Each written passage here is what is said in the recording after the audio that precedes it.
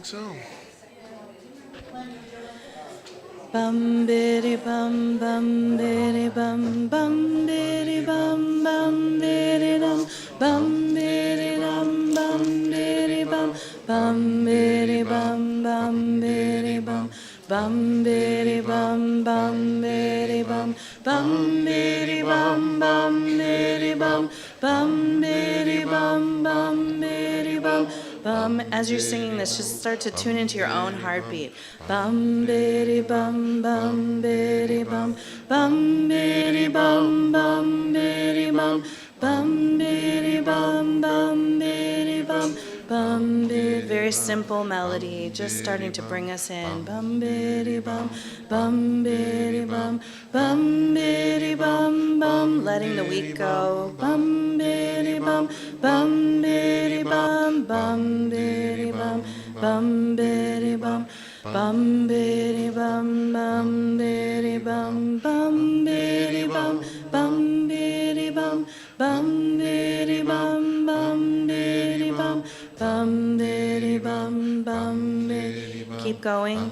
Tune into the people next to you, see if you can hear the voices in the room. Bum biddy bum biddy bum biddy bum biddy bum. We are settling together. Bum biddy bum biddy bum biddy bum biddy bum biddy bum biddy bum biddy bum biddy bum biddy bum biddy bum biddy bum biddy bum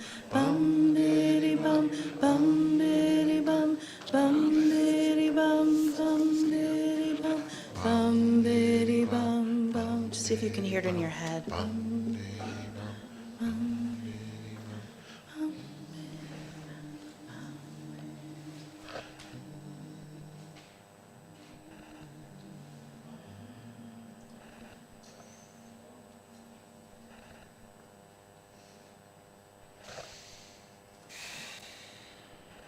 Shabbat shalom.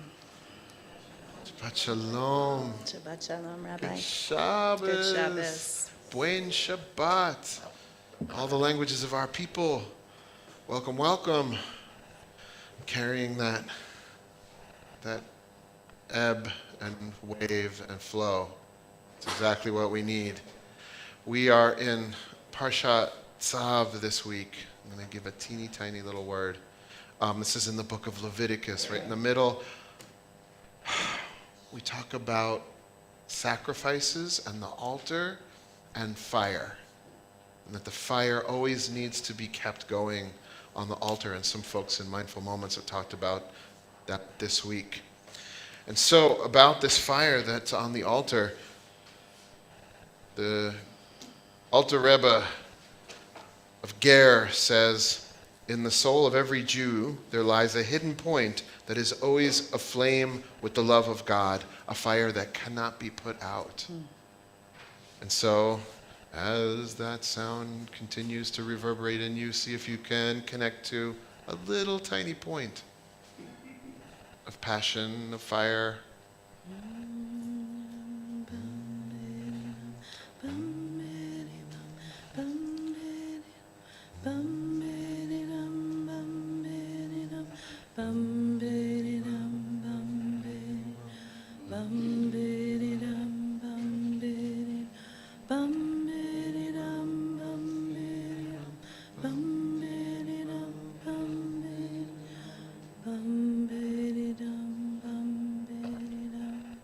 There's also the flame of those who remember what it was like for those of us who came from other places or our families did.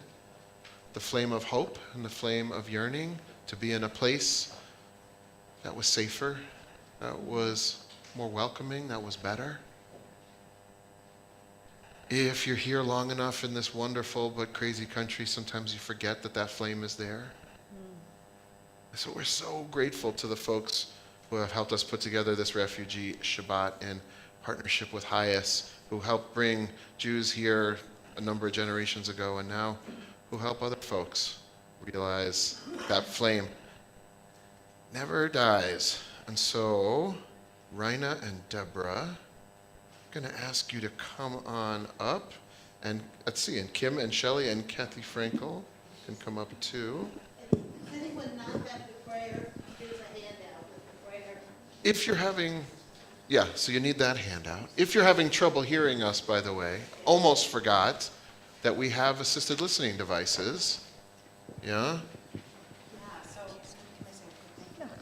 So let's see. Jackie Sherman and Ellen Mazer last year put a grant together for us to have an assisted listening device always going in the room that you can log into, and it was down for a little while, and it's back up and running. So we're pleased to let you know, if you are someone who would like a little extra assistance in sound, you can go to the back door to the left. You'll see 2 sheets of paper, and it gives you a QR code, and you can use your phone to cue in and get yourself on the Wi-Fi, and then it will run. You only need to do it one time, and every other time you come into the sanctuary, it will be running automatically for you. So take advantage of it now, take advantage of it in a week, tell your friends. We'll keep announcing it for a little while. And thank you, Jackie, for bringing that to our community.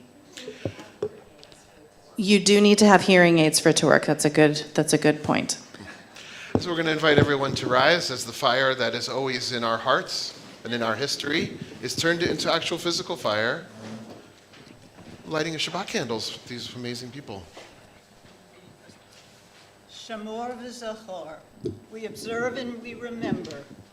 We welcome Shabbat with 2 candles, one to remember Shabbat and one to make it holy through our observance. Zachor, we remember. After the Jewish people's original journey as refugees, when we fled our biblical oppressors in Egypt, we were given the gift of Shabbat rest. Today, we remember Shabbat by linking ourselves to those who came before us, a people who, time and time again, were forced to leave home in order to practice Judaism openly and freely. As we remember our own ancestors' journeys, we think of the millions of refugees and asylum seekers around the world today, still fleeing violence and persecution because of who they are. Shamor, we observe. We observe Shabbat by creating sacred space in our homes, in our synagogues, in all the places that give us refuge. We hope that the light we kindle over these holy hours will illuminate a path to a world made whole once more, a world in which our rest on this day will inspire us to action on all the days that follow. We observe, we remember, and now we, inspired by our history and our faith, we will act. Let's read together. Together, we will speak out against those who seek to close the doors of our country to refugees and asylum seekers. We will welcome newcomers to our communities, helping them to settle into new lives with ease. We will ground ourselves in our shared values, living them each and every day as we fight for justice for all. The flickering of these lights reminds us of the divine spark that is within each of us. All of us equally deserving of dignity and respect, no matter who we are, what we look like, what we believe, or where we call home. Shamor v'zachor, we observe and we remember. May the transformative power of these Sabbath lights embolden us in our pursuit of justice, so that we may transform our world. Amen to that.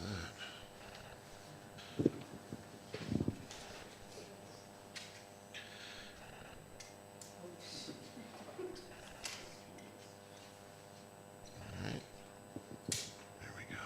And as these lights are lit, I invite you to expand yourself, perhaps, if you'd like.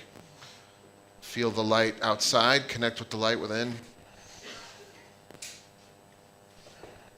And the power of keeping the light going.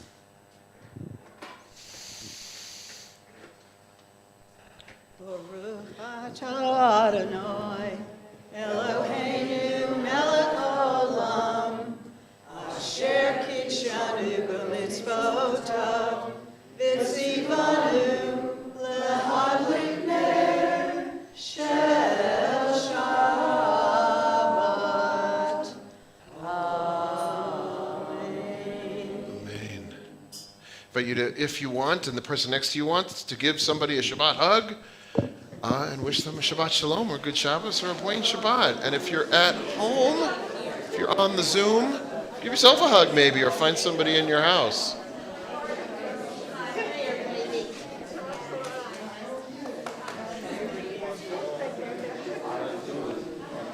Shabbos.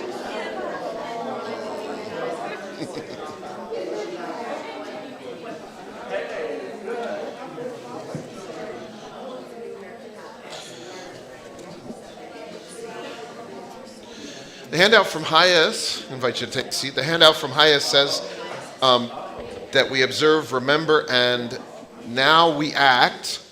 There's some folks who have been acting for a while, and they have been putting our values into practice, and they are our teachers, and you're going to hear from them as we go through the service tonight. And so first I'm going to invite up Shelley Cohen to talk about the Muhammad family and some of the work that we've been doing. I understand they are not here. Is that correct? They are not here. But their food is here. Their food is here. Oh, Shelley Get Rose. really close That's to Shelley. it, like this? Yep. That close. Whoa, babies. Thank you. Okay.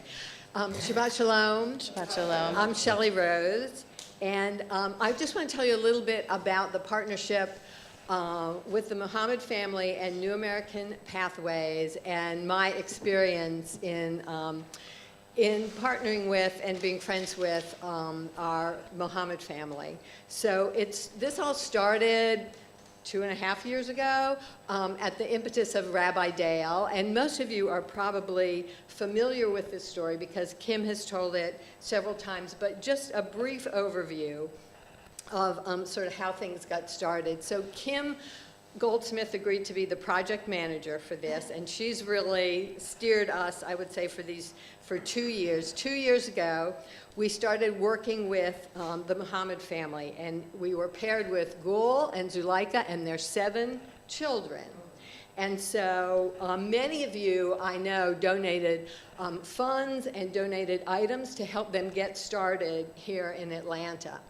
And then there were a group of about 8 of us who went every week to work with the family, either helping the children with their homework and to learn English, helping them with budgeting and finance, and really anything that came up that needed help with. It's always been something. And that went on for about a year, and then since last summer, Kim and Deborah Sachs and I have been going every week. Kim and Deborah are working with the kids to help them with their homework, and I've been working with Zuleika, we call her Z because it's easier, and helping her to learn English. So I just have to say, I think we all immediately fell in love with this family. They are loving, they are friendly, they are warm-hearted, you can really see the love that they have for each other, and also how grateful that they are to have been able to come to America. And I'll talk specifically about Z because I've worked mostly with her, but I think it's true for all of them. She's so persistent, and she's so dedicated to learning English. She's been taking at least 2 other classes a week in addition to my going and working with her every week, and we get to practice together. I'll also say that she's a great cook. She's always trying to feed us, and you all will get an opportunity to taste her cooking because she made several of the items for the oneg that we're going to have afterwards. I can't remember the name of them, but they're out there written on pieces of paper, so you'll see that. And for me, this has really been a mutual friendship. It's not been a one-sided thing. And I feel very grateful that I have gotten to know the whole family, and I really have enjoyed our time together. And let me tell you, we laugh a lot. So I want to share just 3 really short stories about some of my experiences. So Z is very persistent, and she's really committed to improving herself. And last fall, I helped her study to get her learner's permit because she was very interested in getting a driver's license. So after a long saga of our involvement with the inefficiency of the Georgia Department of Driver Services, which I'm happy to share with anyone afterward at the ONEG. She was successful. She took the written test and she passed. And I have to tell you, I was like a proud mama when she came out of that room and had passed that test. She really worked at that. The other thing is, that's really been interesting, is that she's teaching me the Muslim daily prayers in Arabic. Now, we have been doing this for 18 months. I think I've learned maybe the first 2 lines of the first prayer. I'm not even sure I know that much, but she's been a really good teacher. And her English skills over this time have improved about 1,000% as to mine, which is just like not even a centimeter. And then the last thing I wanted to share was, I've tried to learn a little bit of Dari. And so one of the first words that she taught me was how to say thank you, which is tashakur. And so the week after I learned it, I went back and she served me some tea as she usually does. And so I said, thank you. I said tashaker. Well, her daughter and she immediately burst out laughing because my mispronunciation apparently refers to a certain part of the male anatomy that you don't often hear from the Bima.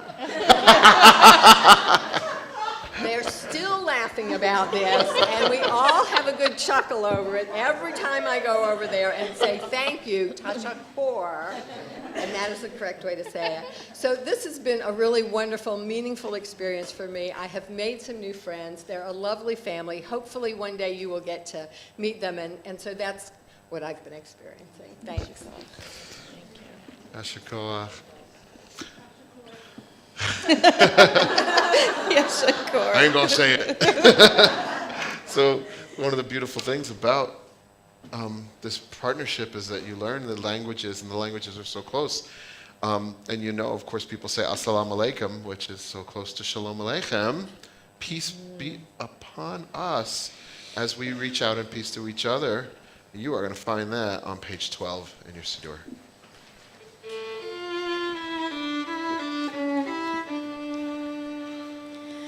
Shalom Aleichem, Malachi Hasharet, Malachi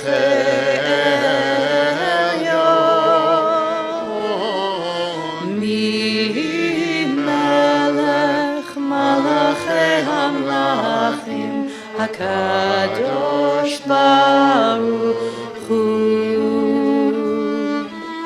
Boachem L'Shalom, Malachi Hashalom, Malachi Elyon. Mi Melech, Malachi Hamlachim, HaKadosh Baruch Hu. Barchuni L'Shalom, Malachi Hashalom, Malachi Elyon. Mi Melech, Malachi Hamlachim, HaKadosh Baruch Hu. Tzedchem L'Shalom, Malachi Hashalom, Malachi Elyon. Mi Melech, Malachi Hamlachim, HaKadosh Baruch Hu.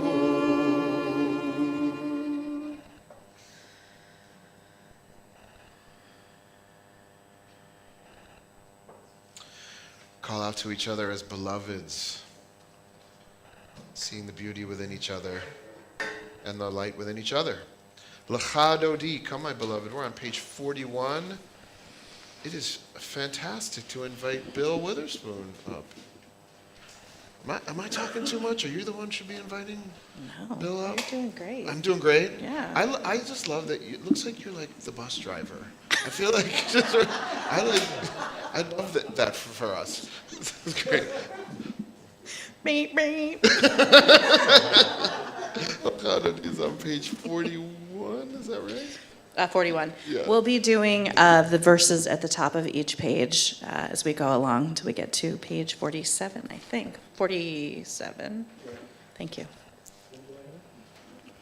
Lecha dodi dodi, lecha dodi likrat kala, likrat kala pene Shabbat nekah bela. Keep and remember, Shamor v'Zachor. Shamor v'Zachor b'dibor echad, ishmi'anu el hamichad, Adonai echad, u'shmo echad, l'shem u'tiferet, ve'litila, lecha lecha dodi, likrat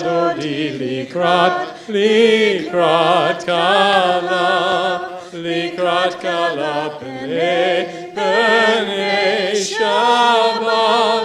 pene Shabbat nekah bela. Page 43.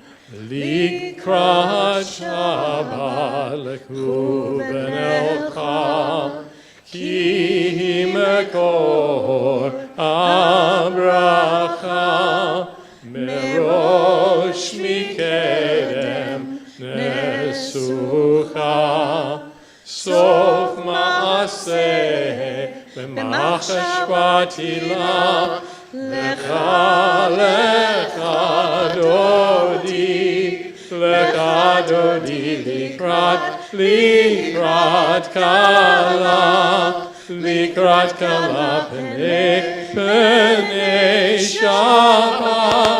pene Shabbat nekah bela. Page 45. Hitoreri, kiva urek, kumi uri, shir daberi, kivod Adonai, alayich nigla, lecha dodi, likrat kala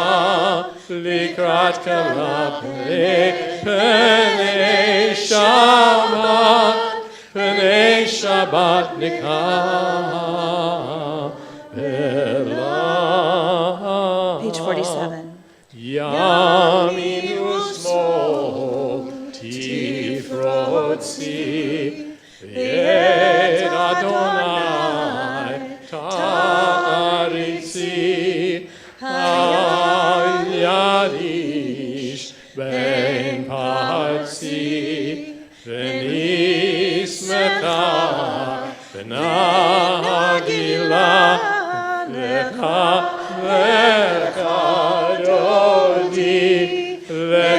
dodi, likrat kala pene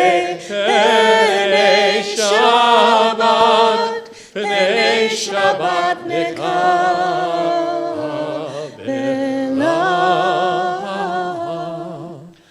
Boi v'shalom ateret bala, gam b'simcha u'b'tzkola, toch emune ham segula, boi kala,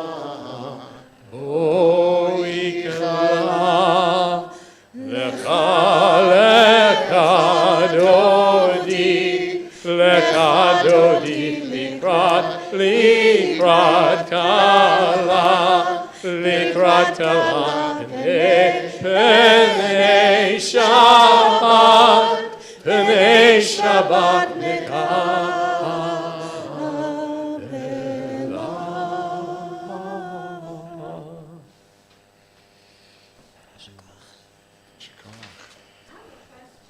Oh, questions. We love questions. Maybe seated. In the song, in the word, the transliteration, it says, to the right and left you shall burst forth, revering God to south and north, by the hand of one who corrects his line. What is Peretz's line? Peretz. Yeah. Yeah. I love that. So we're on page 46 and 47.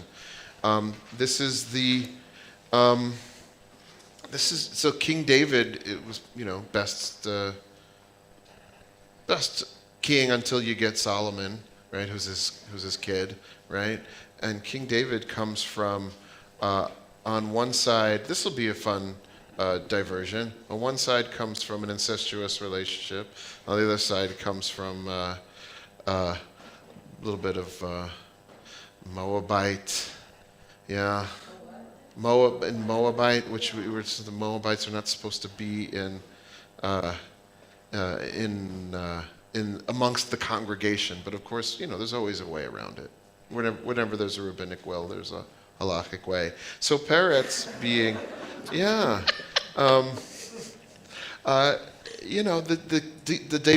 Davidic line is like this.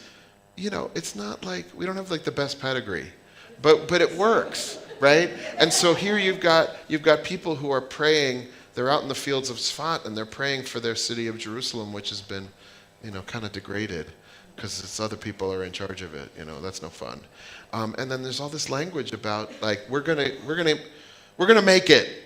We're gonna make it after all. It's like the Mary Tyler Moore of PU team, and we're gonna rejoice. The part I love about that, v'nismecha v'nagila, we're gonna be happy and we're gonna rejoice. So from this crazy mixed up family that is the Jews, Peretz is it's the whole thing. Speaking of things that work out, how's that for a segue?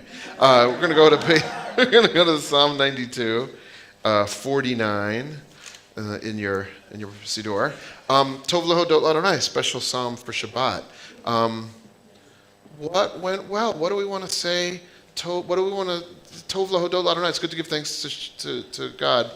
Well, what's going well? What are you happy about? Yeah, Bill. I asked the question and I learned a little bit more. All right. We learned a little bit more because Lynn asked a question. Because Linda, right? Thank you. No. We were just repeating it for the people on Zoom. Yeah. What else is going well for you, Rabbi Zev? Well, this was several weeks ago, but it's my first chance to share it. I received my motorized wheelchair. Hey, Mazel Tov. Fantastic. It has a range of about 16 miles, so they tell me. So at next year's Pride Parade, I won't have to ride in a truck. Oh wow. And it's especially designed because the brand name of the chair is Pride. Nice. So if you're on Zoom, Rabbi Zev has his motorized wheelchair, so he won't have to ride on the truck during the Pride Parade. And the brand name of the motorized wheelchair is Pride. So it's perfect. Excellent. Now, is it like talking like a V8 motor in there? Side pipes? No. Well, not quite, but it'll do. It'll do. Amy. I'm happy today because with us we have one of the two Edie Cohen Award winners. Oh. And that is in fact Reb Zev, our Edie Cohen Award. In his sartorial splendor. Yes, indeed. Wearing white for Shabbos. Arim. I'm happy about several things, just being here with all you want. Being here. We're happy to be here with you. Receiving my paycheck from being a background extra on Cobra Kai season 6. You were an extra in Cobra Kai season 6? Wow. Wow, and you got paid for it. Nice. And going to be in another scene in Cobra Kai season 6 next week on April 4th. Wow. Mazel tov. That's fantastic. Anyone else? Yeah, Nancy. My QuickBooks crashed just as I was starting to get ready for my taxes. Uh-oh. So far doesn't sound good, QuickBooks crashing. Someone in my office, who out of the graciousness of his heart, somehow pulled it off the hard drive and got it on Oh my a God. new hard drive, a new computer, and went through the whole thing with me, and we're almost there, almost back up. And Wow. Next Wow. to the cloud. Being saved. I'm in the cloud, and the data was corrupted, so I have data only back to January 15th. Oh, no. So I am in the process of re-entering it, but it could be worse. Talk about redemption. I mean, this is a Lachado D moment. We hope the Redeemer comes for you. But it sounds like you owe that guy a dinner, that guy who saved you. Yeah. Oh, yeah. Kim, were you scratching or raising your hand? Oh, go ahead. So Dave and I went down to the new Signia Hotel between Mercedes and You and Dave went to a hotel? This is already a great story. to see Uh-huh. the lighting fixture in the lobby, which is 100 feet long and just magnificent. Oh, wow. That our son-in-law helped design it. Oh, my goodness. Your son-in-law helped design He it. was with us and gave us a tour, and that was very exciting because he was so excited. That's fantastic. What's his name? Chaz Clark. Chaz Clark. So we got to go to the Insignia Hotel next to Mercedes-Benz Stadium and go look for his work. All right. So that's a different kind of light that's always burning. It's not on the altar, but it's in the hotel. We've got a whole crew. We're going to do Psalm 92. Look at this. Yeah, we get by with a little help from our friends, and one of the things I'm grateful for is all the friends in chorus. And so if you want to come up and join on Tov Lehodot, a song of gratitude, I'll invite you to come up and sing together. Come on up. It is the second line on 49 and in the transliteration as well. Kim, you want to come? Yeah. Amy, would you like to join us? You don't have to, but you are invited. This is on page 49.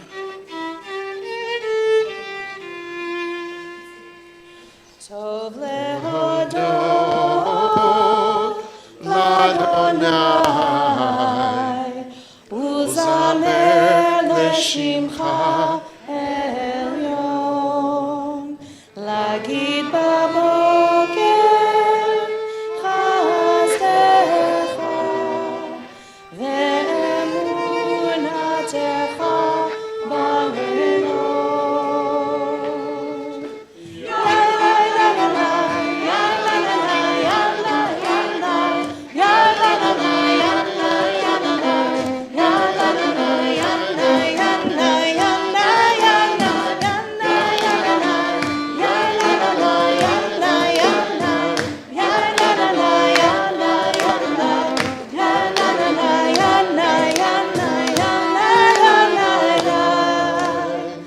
Tov lehodot l'Adonai uzamer l'shimcha elyon lagid baboker chazdecha ve'emunatecha b'leilot.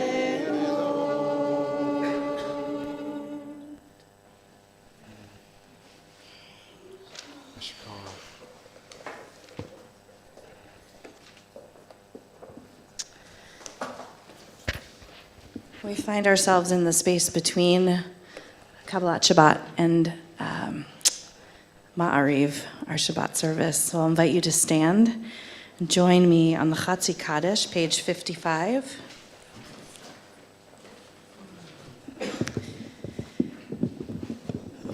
Yitgadal v'yitgadash shemei Rabbah. Amen. B'alma divrach chirutei v'yamlich malchutei. B'chayechon uv'yomechon uv'chaye dechol Beit Yisrael. Ba'agala uv'izman kariv ve'imeru. Amen. Yehi shmei Rabbah mevarach לעולם לעולמי עלמיה, יתברך. יתברך וישתבח, ויתפאר ויתרומם ויתנשא, ויתהדר ויתעלה ויתהלל, שמי דקודשה בריחו, לעילה מן כל ברכתה ושירתה, תושבחתה ונחמתה, תמירן בעלמא, ואמרו Amen. Stay standing as we start. You know, we can't do this next prayer unless we have at least 10 of us here, so it requires us all to be here in order to give thanks and praise to the divine that is within all of us. Page 57. Yai lai lai yai la lai, yai lai lai yai la lai, yai lai lai yai lai, yai lai yai lai yai. Yai lai lai yai la lai, yai lai lai yai la lai, yai lai lai yai lai, yai lai lai lai lai. Baruchu et Adonai hamevorach, hamevorach. Baruch Adonai hamevorach leolam vaed. Baruch Adonai hamevorach leolam vaed. Hayya lai yai la lai, yai lai lai yai la lai, yai lai lai yai lai, yai lai lai lai lai. Yai lai lai yai la lai, hay yai lai yai la lai, hay yai lai yai lai, yai lai lai lai yai. You may be seated.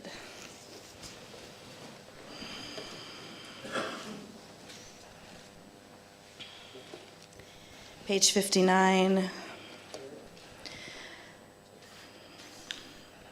Asher bidvaro, God and nature. I want to just invite you to take a moment and bring in some piece of nature that is beyond for you.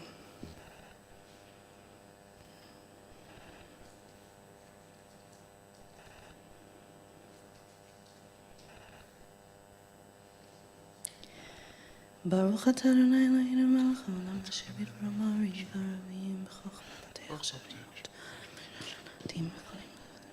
The stars on their appointed paths, the heavens don't move according to your will. Divine discernment, you make seasons change. Ready over. Umavir yom umevi laila, umavdil ben yom uven laila, Adonai tzavaot shemo. El chai v'kayam, tamid yimloch aleinu le'olam va'ed. Baruch atah Adonai, Hamari v'aravim. Amen. So there's two prayers that we say before the Shema, for declaration of God's oneness. One is the one we just did about nature, and the beyond that we connect to. And then there's the intimate. We have a prayer about love, which is Ahavat Olam, the love that is eternal within us. It's expressed in this prayer, traditionally, by teaching that God loves us so much that God teaches us Torah. And so, no better time than to bring up Vance, who's going to talk about the New American Project and the tutoring that he does. And I'm forgetting your last name. Dietz, Vance Dietz. And really, really so grateful that you're here. So, Well, thank you. I'm glad to be here. You got to get real close. Okay, Shabbat Shalom. Shabbat Shalom. Let's say, my name is Vance Dietz, and for the last year and a half, I've been volunteering at New American Pathways after-school program. And this is a program at Freedom Middle School, which is in Stone Mountain. And it's for 6th, 7th, and 8th grade students. And there's about 50 of them. And they're all refugee kids. They're from Burma, Afghanistan, Ethiopia, the Congo, and various other countries. And so I started out as a tutor, helping with arithmetic. And, you know, it's a lot of fun. The kids, the main thing is the kids really enjoy the attention. And, you know, they really like having somebody come and help them, spend time with them, and maybe help them with a math, you know, problem. But what's happened is the way the program is structured, there's a time to get snacks, there's recreation, there's sports, and then there's homework. So even though I'm supposed to be doing tutoring, I'm sort of doing everything. And although it's really rewarding to help the kids with homework, the main thing is developing these relationships with the kids. And I can't tell you how much they really like it. And, you know, as an example, I usually go Monday, Tuesday, and Thursdays. And if I miss a day, the next day, I'll have kids run up to me and say, "Oh, Mr. Vance, where were you? We missed you." And that's really the best part of being in this project. And again, you're helping with homework and the essays, and they appreciate that. But I also bring like candies and cookies. No, I do, and the thing about it is, it's like, I never expected it in return. Like, I've had kids who sneak up to me and they say, "Here, this is for you. This was our homemade dessert last night." And I mean, that's really sweet. And there's this one 6th grade girl, and I don't ever help her with homework, and she's a real character, so I mess around, play with her more. And the other day she came, and she's always selling things to the other kids. And she came last week, and she had a bag of these. She's from Nepal, and she speaks Hindi, and she had these little samosas. I thought she was selling them to the kids. And she said, "No, this was our dinner last night. I saved 5 of them for you." Wow. And so, you know, that, you know, that is really sweet. And, or this one little girl in the 7th grade is always telling me, she always wants to talk about her boyfriend problem. And so, you know, don't get me wrong, the homework is important. They need people to come and help tutor them, because these kids, a lot of them were born in refugee camps, and they have cultural adaptations. Most of them, their English is pretty good. There are kids whose English is not very good. Some of them, I don't understand how they can actually attend classes. But so they need volunteers, so I'm going to give a pitch. They, you know, to come and help them.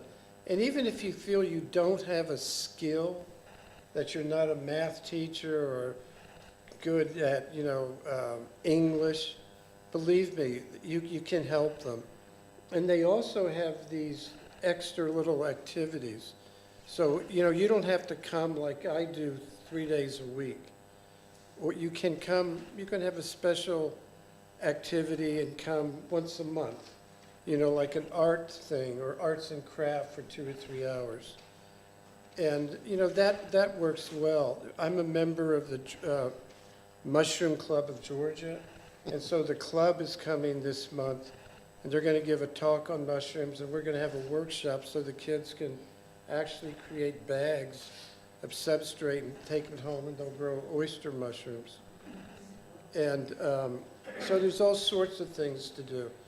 But so it's really a rewarding, wonderful program. The kids are great. The program is designed very good, I think, and the staff are very easy to work with. But again, it's not just the joys of tutoring. It's the joys of just developing these relationships with these little kids from all over the world, because it really means something to them. So, thank you. Thank you. Mhm. Thank you.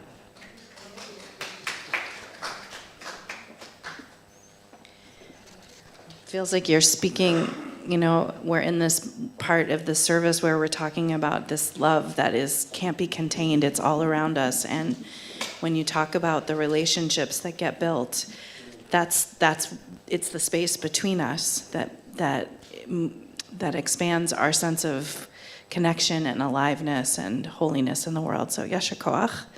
And let us sing more into the love of the world, the unending love of the world.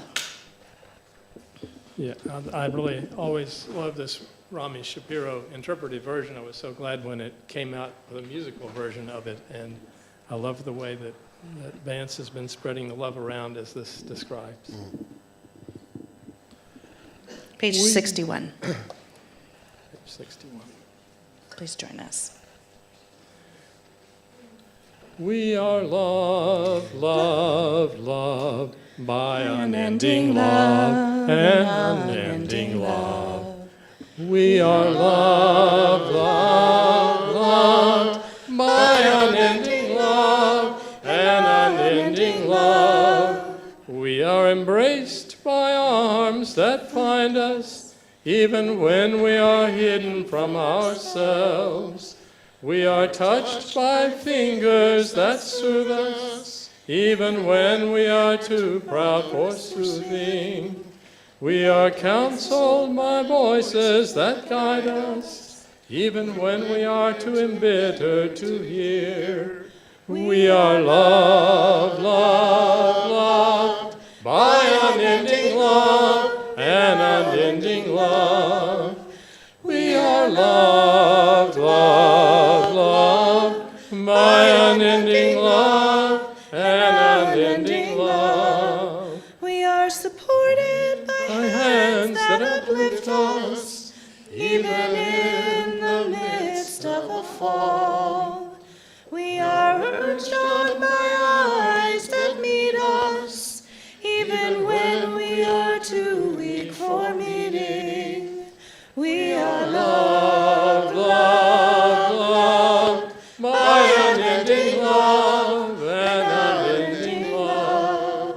We are loved, loved, loved by unending love and unending love. I'll take it down just a little. Embraced, touched, soothed, and counseled. Ours are the arms, the fingers, the voices. Ours are the hands, the eyes, the smiles. We are loved by an unending love. We are loved, loved, loved by unending love and unending love. We are loved, loved, loved by unending love and unending love. Blessed are you, beloved one, who loves your people, the wrestlers of God. Amen.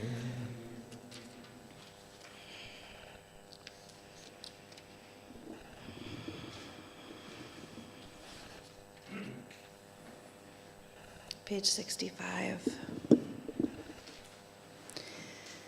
Shema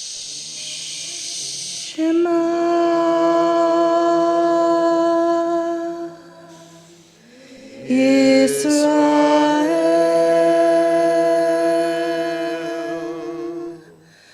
Adonai Eloheinu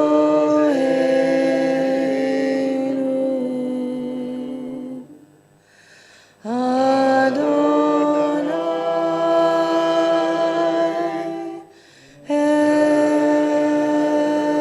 Echad.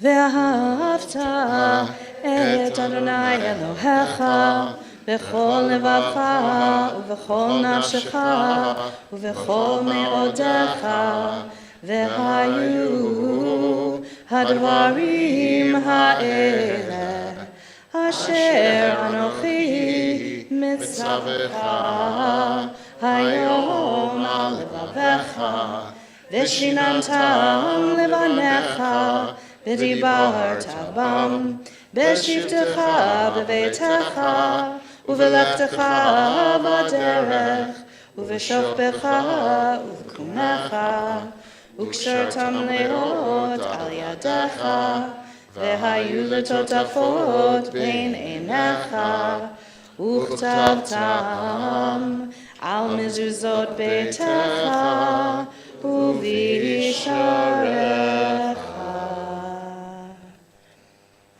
Page 70. So place these words upon your heart and into your life breath.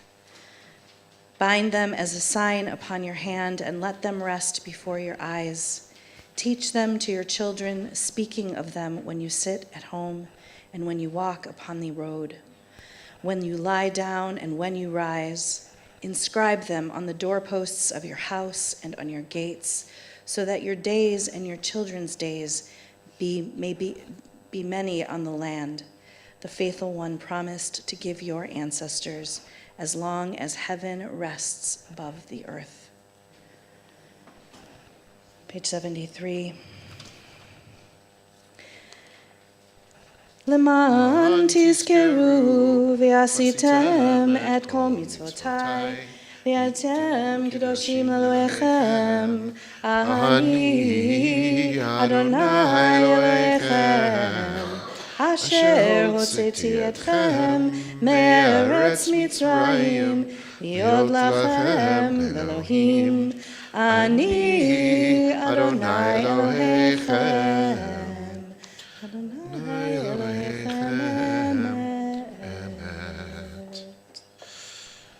In a moment, we'll pray the Micha Mocha, which is our redemption song of the Israelites who were enslaved in Egypt and then were liberated. Tonight, so much of what we do is about universalizing that message and how all should be free. But we do take a moment to think about the folks who are part of the Jewish people who await liberation. And so if you have the sheet that says prayer for the kidnapped and the missing, invite you to join us. And if not, just listen and send your energy, send your prayers for openness and liberation. May the one who blessed our ancestors bless and protect and guard those who were abducted and taken hostage from their homes, their villages, and their kibbutzim, from military posts and from fields of dance, who are now in grave danger. We and all the people of Israel are praying on their behalf. May the Holy Blessed One have compassion upon them and bring them out from darkness, from the shadow of death. Break their bonds and deliver them from distress. Redeem them speedily, returning them to their families, their towns, and their homes, and to fields of dance and joy. May there be fulfilled in them the verse, "Those redeemed by God will return. They will enter Zion with singing, and everlasting joy will crown their heads. Gladness and joy will overtake them, and sorrow and sighing will flee away." And let us say, Amen. Amen. Page 79. מי כמוך באלים אדוני, באלים אדוני, מי כמוך מי כמוך, נדר בקודש, נדר בקודש, נורא נורא, תהילות תהילות, עושה עושה פלא, פלא, מלכותך מלכותך ראו בניך, ראו בניך, בוקי הים בוקי הים, לפני משה ומרים, לפני משה ומרים, זה לי זילי, אנו ואמרו, אנו אדוני ימלוך אדוני ימלוך לעולם ועד. לעולם ועד. Baruch Baruch Atah Adonai atah Adonai Gal Gal Yisrael. Yisrael.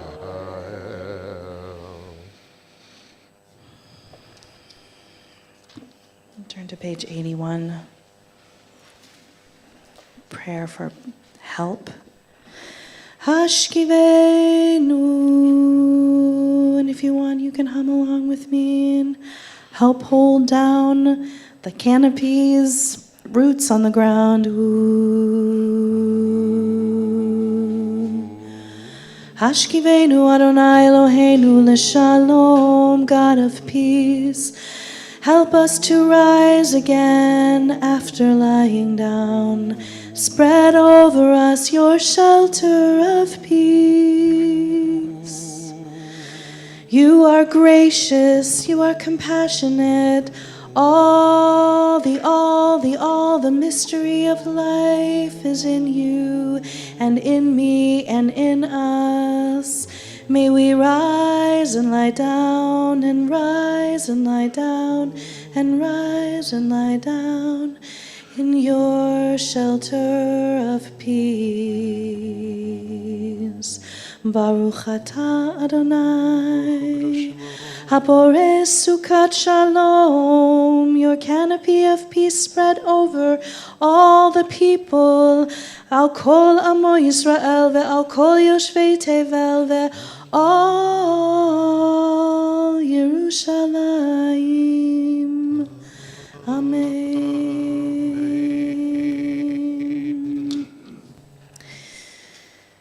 Page 85. We rise for Shabbat. And we rise. Honor the privilege to observe Shabbat. Veshamru b'nei Yisrael et ha-Shabbat, לעשות את השבת לדורותם ברית עולם. ושמרו בני ישראל את השבת, לעשות את השבת לדורותם ברית עולם. ביני ובין בני ישראל אותי לעולם, אותי לעולם, אותי לעולם. ושמרו בני ישראל את השבת, לעשות את השבת לדורותם ברית עולם. כי ששת ימים עשה אדוני, עשה אדוני את השמיים ואת הארץ. ושמרו בני ישראל את השבת, לעשות את השבת לדורותם ברית עולם. וביום השביעי שבת וינפש, שבת וינפש, שבת וינפש. ושמרו בני ישראל את השבת, לעשות את השבת לדורותם ברית עולם. You may be seated. In a couple minutes, we're going to pray the Amidah, our standing prayer. The first part of it talks about the Avot and the Imahot, the daddies and the mommies of the Jewish people. We say, God of Abraham, God of Isaac, Jacob, Sarah, Rebecca, Rachel, Leah, our God. You say this even though if you are a Jew by choice, right? Because we are spiritually, no matter who we are, children of the Jewish people, children of Abraham and Sarah and all of the generations that come after. Something similar happens, I think, when you become a citizen, which is that you get this history and you become part, not just legally, but spiritually, of a crew. And Sarah Zaslaw, I got somebody's last name right. Good, this is nice. You do this often, or was it just the one time that you've done it? Very often. Very often, okay. So when you're present at new citizen ceremonies, you have some reflections on that. I'm really thrilled that you're going to share those with us before our Amidah. You can stand wherever you want, and we will get you the, or doing it for themselves. Amazing. Will's not here, I get to play. I won't tell him. Hello. Hello. I know most of you, but my name is Sarah Zaslaw. For about 7 years, I have volunteered helping new citizens register to vote at the very first moment they can, right after taking the oath of allegiance. It's a team effort with volunteers and staffers from New American Pathways, the League of Women Voters, and several other local civic engagement nonprofits. We work dozens of naturalization ceremonies a month. We register some 10,000 people a year as Georgia voters. Most ceremonies take place up at U.S. Citizenship and Immigration Services, or USCIS, at Northlake and Tucker, not too far from here. Some also take place once a month at federal courthouses. Those ones have more pomp and circumstance. There's a judge, there are live singers, the new citizens get to stand up and say their names and where they're from, so I really enjoy those ones too. But they all do the job. The citizenship pipeline takes years, and now finally, after all the waiting, the stressful interviews and tests, and the significant fees, these folks have made it to their scheduled ceremony, sometimes on just a couple of days' notice. Maybe their loved ones are here watching, maybe they're sitting there alone among strangers, but they do it, and then it's done, and they are in forever. And I'll cry just saying that. Yeah. At each ceremony, a representative of our effort, someone like me, can, in fact, I meant to, hang on. I had a prop. Talk amongst yourselves. Oh. I just like this, so I look really votey. Right. So someone like me congratulates them, and I'd say, as you know, it's one of your most important rights and responsibilities as an American citizen to choose the people who represent you at the local, the state, and the national level. Blah, blah, blah. We have a form for you downstairs, so we'll just ask you to fill out this stuff. Please come see our crew afterwards to register. We'll make it as easy as possible. We'll check over your form, make sure everything's okay. And usually about 2/3 of them do. We hand out clipboards, we answer questions, we carefully check each form to make sure that everything is correct so there won't be any trouble. We photocopy their new naturalization certificates to enclose as proof of citizenship when we send those off. We tell them to look for a precinct card in the mail in a few weeks or check Georgia's My Voter page. We hand them our voter guide, a page that we've written up, which is available in several different languages, and a sticker, and then they're on their way. So obviously we help all naturalized immigrants. It's not just refugees there. Refugees are probably just a fraction of the group, but sometimes you can tell who's who. Their certificates say where they're from, for one thing, so you can glance at that. Someone from India or South Korea with perfect handwriting who lives in Alpharetta is probably not a refugee. Someone from South Sudan or Burma or Syria with a Clarkston address, laboring over every letter on their form, might be a refugee. And with refugees, it's not people from current crisis zones because it takes so long for them to get here and get to this point. It's usually crises from a few years or decades ago.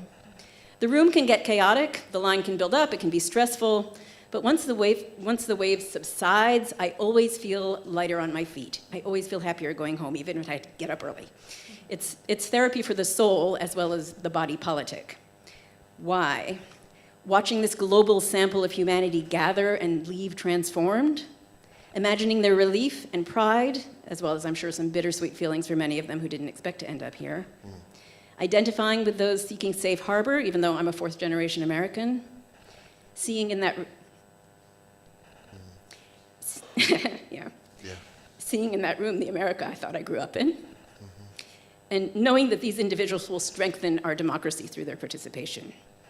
I have no idea how each of them will vote. It won't all be the same. But each of them is now just as much a citizen as anyone born here, fully empowered to express their values and priorities through the ballot box, too. So I'm not the only CBHer who does this. There are many of us who have in the past or are currently. Raise your hand if you have. Rhina and Bill, Lois, also Julie and Shayna, and there are actually a lot of us. And Jackie. Jackie, yeah. Oh, and people on Zoom. Miriam is a very important one. She's been around longer than I have, yep. So before the long pandemic pause, there were a lot of us. We've only recently been fully back up and running, actually since December. We are still bringing old-timers sort of back online and just starting to train new volunteers. If you'd like to join the pool, I can connect you, but I see that also Nancy has brought a flyer with her that looks like this with information in the back, so you can check that too. It's a very rewarding thing to do. So thank you and Shabbat Shalom. Shabbat Shalom. Thank you. Yasher koach. Yeah, well. I give you one. That's beautiful. Thank you. Standing here in Abraham's desert, affirming one God, moving in the old spaces, warmed by our ancestors' embrace, standing here in Sarah's tent, laughing, new life, moving in the old spaces, renewed by our ancestors' hope, standing here in my place, listening to our voices yearning, moving in my own spaces, translating the silence. In a moment, we're about to move into the Amidah, which is on starts on page 90 and 91.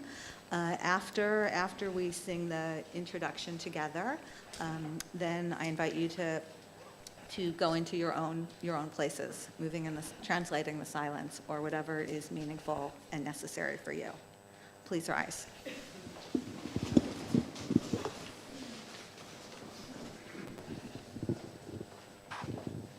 Adonai sifatai tiftach ufi agi tehilatecha. Open my lips, beloved one, and let my mouth declare your praise.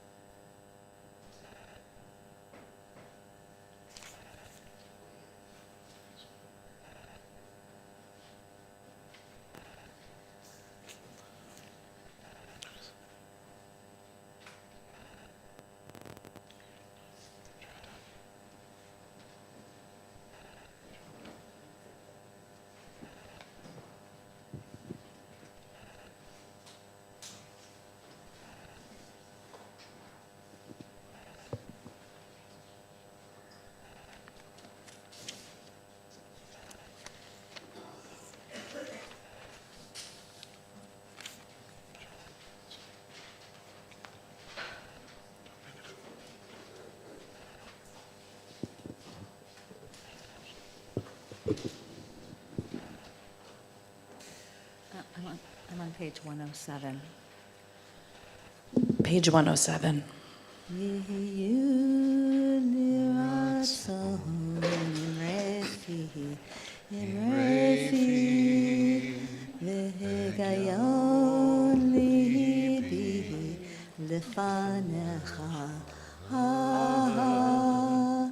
Adonai tzuri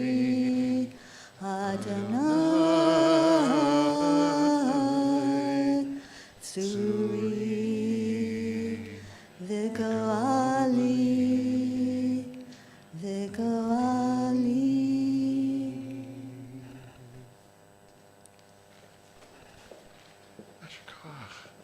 That's beautiful.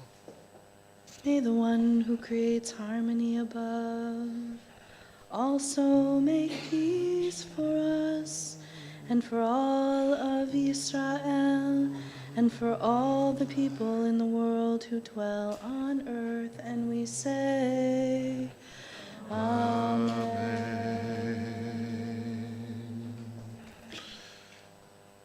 We are super thrilled that Nancy Gaddy is going to give our drash in just a second, but first I got to introduce somebody to introduce you. The person who certainly welcomed a refugee from Massachusetts, Kim Goldsmith. I traveled along New York, Bay Area. I showed up shivering. I am a New York Jew, but the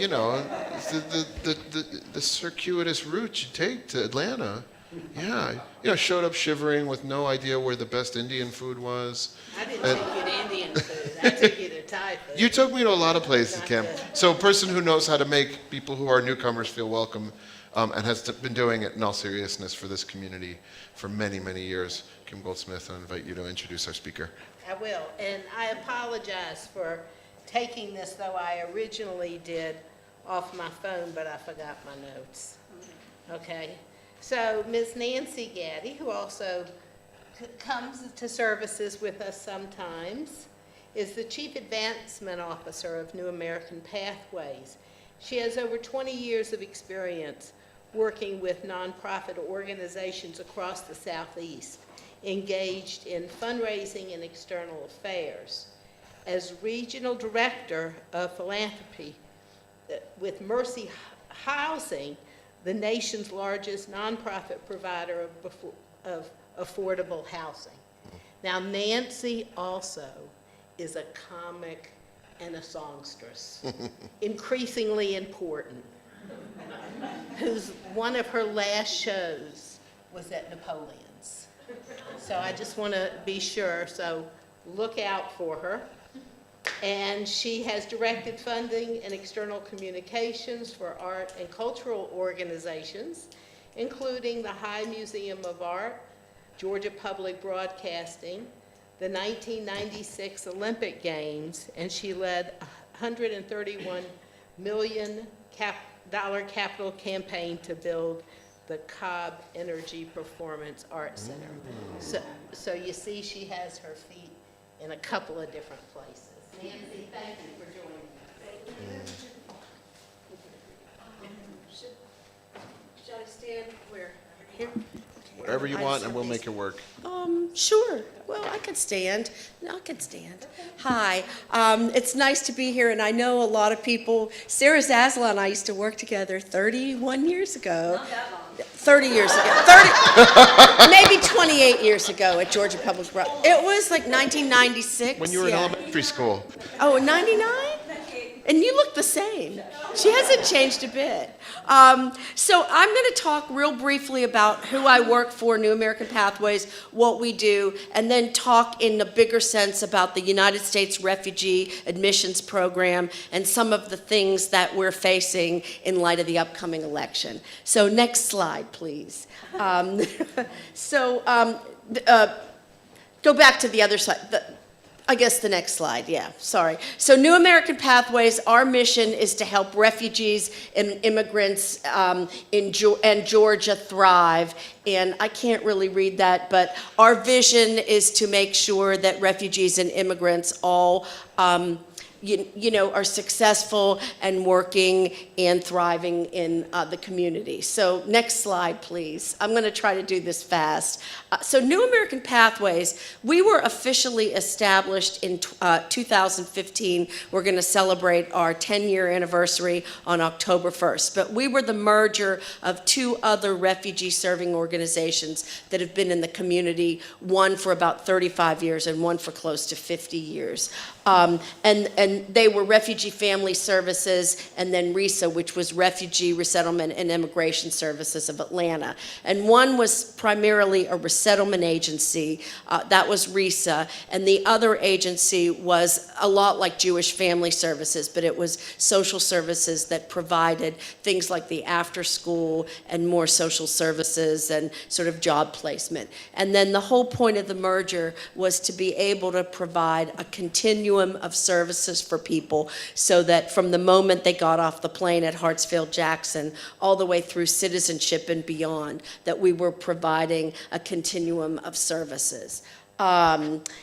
Next slide, please. So our theory of change, or how we approach things, is it's basically we work with people to help them first and foremost to feel safe, find safety and stability, and then we work with them on self-sufficiency to ensure that they have jobs, are paying their own bills, getting their kids enrolled in school, making sure they get all of the safety net benefits that they need, and moving to a place where then they're successful and successful on their own terms, which could be becoming a citizen, it could be going off to college, getting your kids in college, and then finally, the final thing is service. And not some of our colleague agencies don't do this, but we are very involved with all the people we work with of teaching them about the importance of citizenship and service and giving back to the community. Next slide.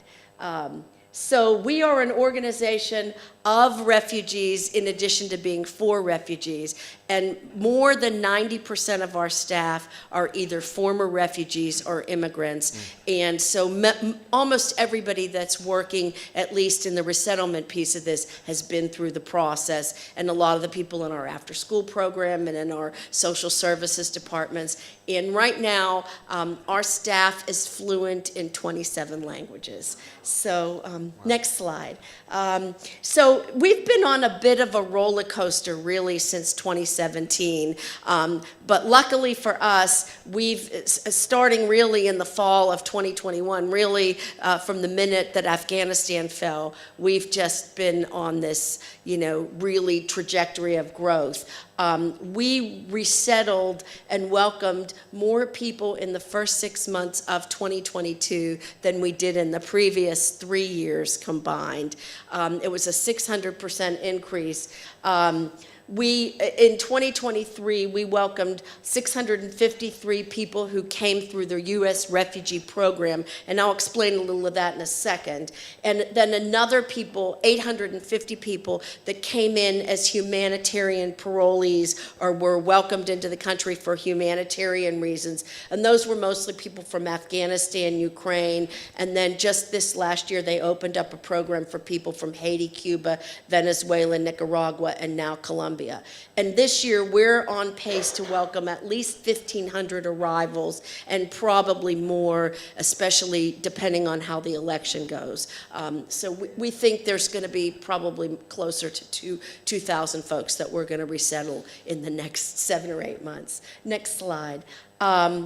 So we are basically dealing with a humanitarian crisis of global proportions. And right now, the United Nations High Commission on Refugees estimates that there are, 108.4 million people who have been forcibly displaced around the world. And about 62.5 million of those are people that are internally displaced. And those are people who've had to leave their home, but they haven't crossed an international border. So they're stuck. And then there's about another 5 million, it's probably more like 6.5 million since I did this slide, that are seeking asylum. And there's 35.5 million people that have been classified by the United Nations as refugees. And I'll talk a little about that, but I have a handout that goes into very detailed description about the process and what refugees are. Next slide. So a refugee is somebody who has been forced to flee his or her country because of a well-founded fear of persecution. And that could be because of war, a political upheaval, a coup d'etat. It could also be for other reasons, like if there's a tsunami or an earthquake. But it's usually because of some massive instability that has political or religious reasons. And then it's the United Nations High Commission on Refugees that determines whether you yourself are classified as a refugee.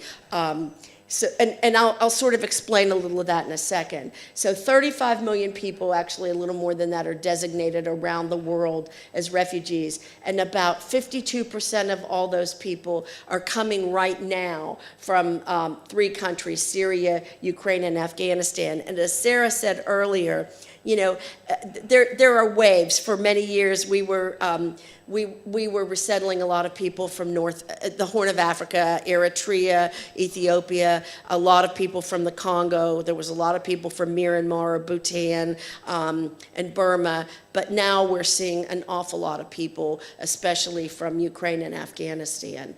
And then if you're given the opportunity, and then again, this is all in the handout, if you are given the opportunity to be allowed to come into the United States through the U.S. Refugee Admission Program, it's about a 2, sometimes 3-year process. It's incredibly rigorous. There's a lot of vetting, a lot of hoops you have to jump through. It's all done by the Department of Homeland Security. And then once that happens, then you're put on a list, and the wait could be another couple or 3 years before you're allowed in. And it was really a lot longer during those years of 2017 to 2020. Next slide. Basically, why is there a benefit to being a refugee? If you're admitted into the United States through the U.S. Refugee Program, we're going to make sure they work through agencies like ours. Everybody gets a place to live, a fully furnished place to live. You're given all of your basic needs. Food, you're eligible to apply for safety net benefits, whether that's food stamps or Medicaid. What's interesting right now is because of the politics in Georgia, the state of Georgia has held up the processing of all of the Medicaid and food stamp applications for all arrivals that have come since last September. So nobody right now is getting it, and we're covering the cost of that, as well as all the other refugee agencies. And we were just in a meeting at DeKalb County. They're going to help us out a little bit, but it's a cluster, to say the least. And so the other things is we make sure that folks, we get everybody into their first job, teach them English, get their kids enrolled in school, make sure that they understand the healthcare system. And right now, for those people that were not able to get to Medicaid, we're getting people signed up on the Affordable Care Act. But it's really complicated right now. And the initial resettlement period is 90 days. And so there are a lot of folks, a lot of agencies that work with refugees that only are able and have the funding to work with folks for 90 days. Because of our merger and our ability to, get a lot of other private funding for other programs, we're working with folks for at least 2 to 3 years on that initial period. And most of the clients that we're resettling, we work with for a period of at least 5 years, and many people beyond that through other kinds of programs. Let's see, next slide. So the refugee resettlement program in the United States, probably many of you know, the United States has been welcoming or allowing refugees to come in since after the World War II. But the official United States refugee admission program didn't come into being until 1980. It was something that Jimmy Carter pushed through, but it wasn't signed into legislation until about 10 days after Ronald Reagan became the president. So both of them get a lot of credit. And it's all managed through the Office of Refugee Resettlement. And what's interesting about that is, unlike most other government agencies, it is housed in 3 different cabinet departments. So that also makes it complicated. So the State Department handles all the responsibility when the refugees that we've accepted into the country are still in a refugee camp or overseas. The Department of Homeland Security does the very extensive vetting. And then once, the minute somebody arrives at the airport and we meet them either at baggage claim or the gate, and we take them, then they become the responsibility of Health and Human Services. So we deal a little bit with the State Department, but our office deals almost exclusively with DHS, Department of Human Services. Next slide. I can't even read this. Well, I sort of know what this is. So we have been, So basically, how many refugees the U.S. Allows to come in every year is determined by the President of the United States. So if you hear something called presidential determination, that's that. So from about 1980, when the department first came into being, until really the mid-90s, we were allowing somewhere between 85,000 and 95,000 refugees into the country. Then, during the Obama years, the first 4 years of Obama, it was somewhere in the tune of about 96,000. And then the last 4 years of the Obama administration, north of 115,000 to 125,000 refugees were admitted into the country. And then all of a sudden there was an election, and the first day of the new administration, an executive order was signed that created the travel ban that permitted entry from 6 countries. The first 6 countries were Iran, Iraq, Libya, Somalia, Sudan, Syria, and Yemen. So that shut down all kinds of stuff. And then that was expanded in 2020 to include Eritrea, Kyrgyzstan, Myanmar, Nigeria, North Korea, Sudan, Tanzania, Venezuela. And for some reason, Afghanistan's not on there, but that was also included. And so what happened is the numbers started shrinking. It went from 85,000 to 45,000, and then with COVID and everything else, by the end of 2020, less than 11,800, I think it was 11,776 refugees were admitted into the United States. What's happened is, with the new administration, they vowed to ramp the program back up the first couple of years. I guess next slide, I can, it's all sort of in there. And yeah, you can make it smaller now. So we're on pace to welcome close to 125,000 this year. Although the first couple of years it was 62,000, then it was 75,000. But this year the goal is to make sure that 125,000 refugees come in, and that's just through the refugee admission program. That doesn't count people coming in from Ukraine and Afghanistan through other humanitarian programs.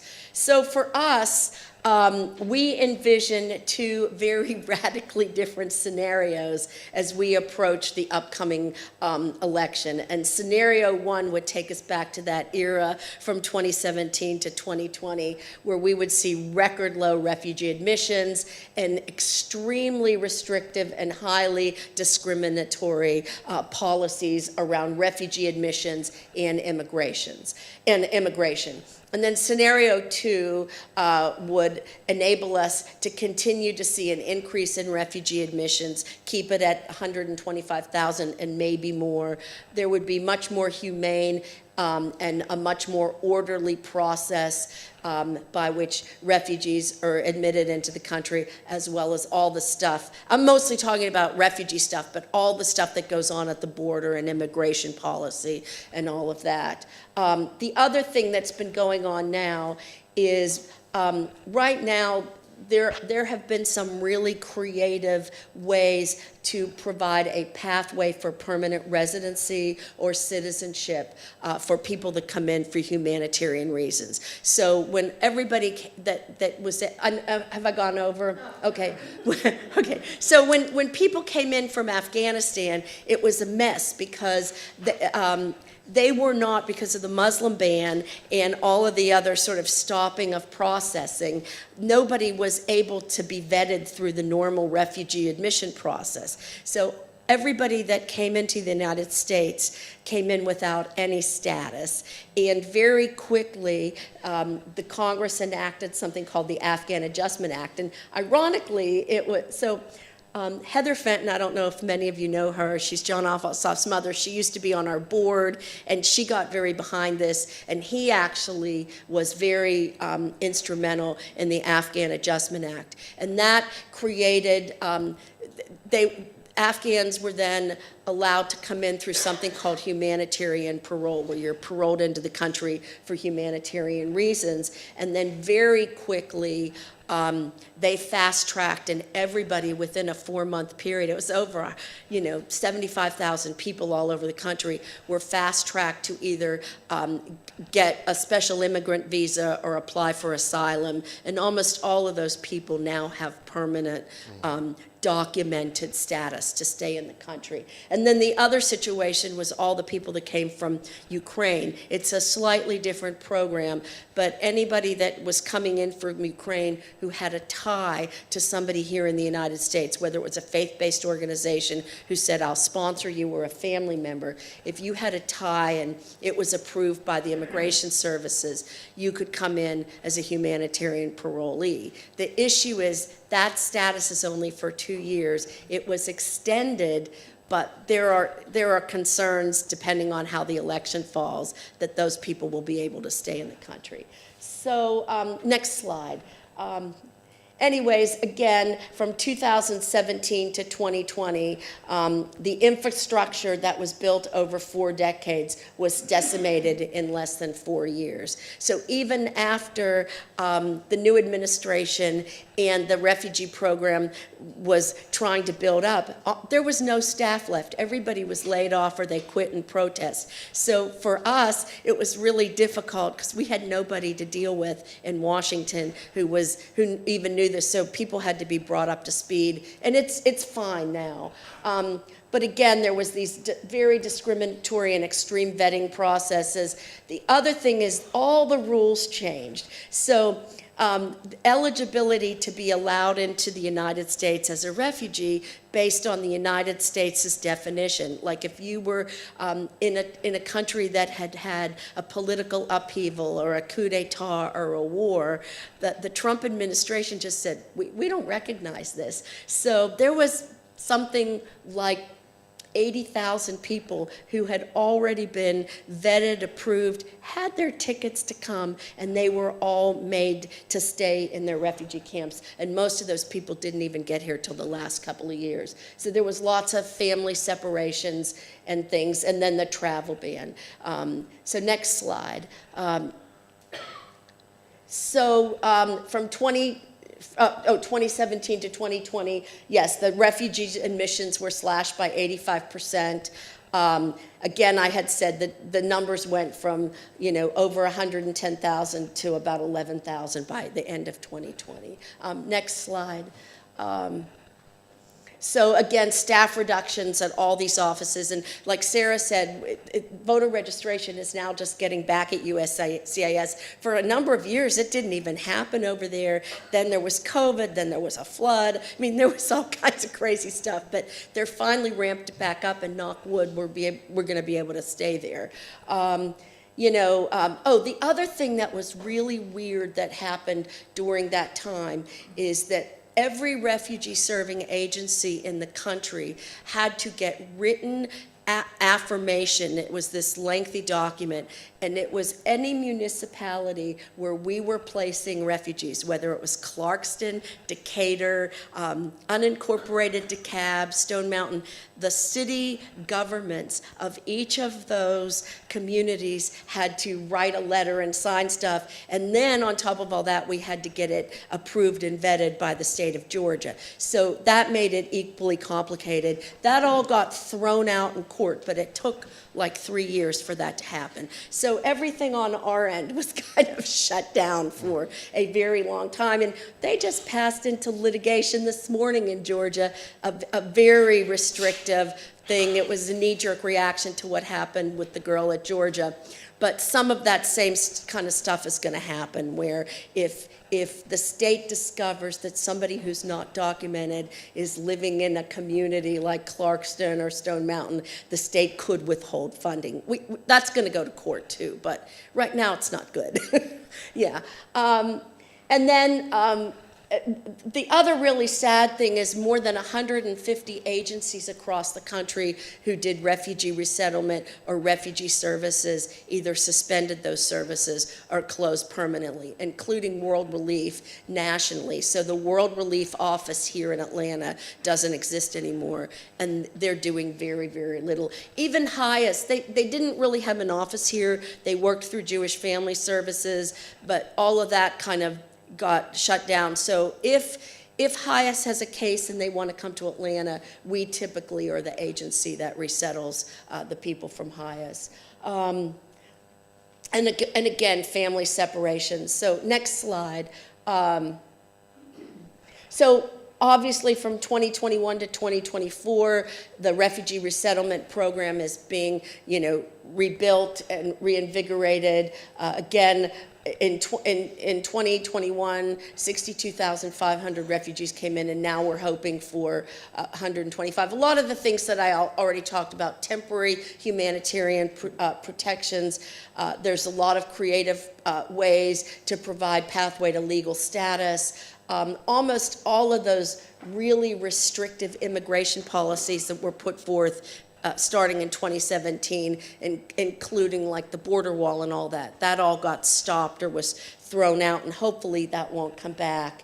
The other thing that's been really interesting is processing centers have been open now in Colombia, Guatemala, one of the Caribbean islands, I think it's Puerto Rico. So if you're trying to come into the United States from the southern border, you can get all your paperwork done somewhere else, and then by the time all that's been processed, you'll have made it to the border and you can come in with documentation. It's controversial, but it's working. Next slide. So some of the challenges and the threats, depending on how the election goes, is there, obviously the candidate that's running, that used to be our president, has said that he will go ahead and shut down the resettlement program again. He'll just close it. They're going to go back to doing all of the border enforcement, the detaining people and throwing them into detention centers, or the stay in Mexico to get your paperwork done. So all these processing centers that were open would probably be closed. He's already vowed to reinstate the travel ban, mass deportations.